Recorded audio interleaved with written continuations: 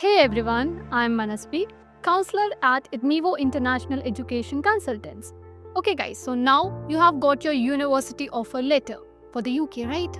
That sounds amazing. But now the biggest question arises, what about UK student visa? Sounds complicated, right? But don't worry. In this video, I'll break down the entire process into simple steps. Now, the thing is, who needs it and when to apply? First of all, who needs a student visa? If you are coming to UK for a course longer than 6 months, then you need a student visa called Tier 4 visa. Simple, okay? Now, when to apply for it? You can apply for a student visa up to 6 months before your course start date. But my advice is apply early because it gives you enough time to gather all your documents, and if there are certain small issues, then you can resolve them before only. Processing usually takes around 3 weeks but can also vary. Alright, let's move on to the very important part, that is documentation. It is very crucial, for the smoother application process. First of all, you need your passport. It should be valid for your entire stay period. Then we will move ahead with CAS letter. Okay, you get this letter from the college or universities, we can say. They assign you this letter after you have accepted their offer and paid part of their tuition fees. And it is basically a unique reference number. Then comes proof of funds. You have to show that you have enough money to study in UK for minimum of 1 year period, we can say. It's somehow around 1100 to 1200 pounds outside London and between 1300 to 1400 pounds in London. Also, note it down, it is a very crucial thing that you have to show this money in your or your parents' bank account for 28 consecutive days. It cannot happen like you have transferred this money yesterday and now you want to take it out. It doesn't work here, okay? And the next thing is academic documents. Your mark sheets and certificates for your 10th, 12th or bachelor degree are required. Then come English language proof. Your IELTS certificate, TOEFL, PTE, whatever we can say, you require this certificate, or some universities may also give you exception if you have completed your previous education in English language only. Then come the TB certificate. You'll need a TB test from well recognized clinic in India. The next thing is ATAS certificate. So basically, if we talk about ATAS certificate, it is required for some sensitive subjects only, and that too your university will tell whether they need this or not from you. Okay, so you have got your documents ready. Now what's next? Now comes the visa application process. So first of all, fill the online application. Go to the official UK government website.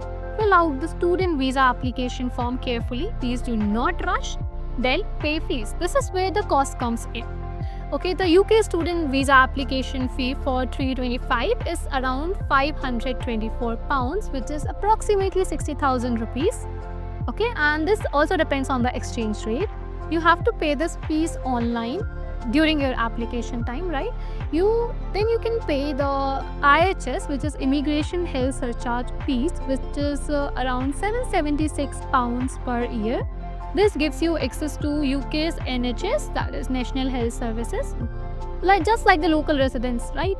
Then book your appointment. Choose a slot to your nearest UK visa application center, which is VFS Global in India.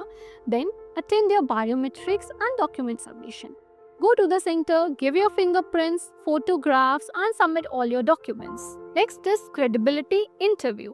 You might be called for a short interview online or in person. Do not panic. They just want to confirm that whether you are a genuine student or not. Be honest, confident, and know your study plan well in advance. And the next thing is wait for decision. The hardest part. You'll get an email once a decision is made. Here are the common reasons for rejection. UK has a very high visa success rate, especially for Indian students, that is, over 95% somehow. But some applications do get rejected. Here are the top reasons, so you can avoid them. Wrong funds proof, not having enough money or not holding it for the 28 consecutive days. This is one of the biggest reasons that most of the visa applications do get rejected. Second thing is missing or incorrect documents. Even a simple and small mistakes, like of forgetting a key document may also result in your visa rejection. Third thing come, not a genuine student. If the visa officer isn't convinced like you seriously want to study in that country, if they do not find you to be a genuine person, there are high chances that they will reject your application. So do prepare for these types of interview. And next come previous immigration issues. Any past problem with visa related things for any country, it must be explained and declared well. So at the end, I just want to say always be honest and prepare thoroughly. Your future is too important to mess up with small errors. Okay, so we will be keep updating you with more and more videos about the UK and other countries as well. So do follow our channel and contact us if you have any sort of queries. Thank you.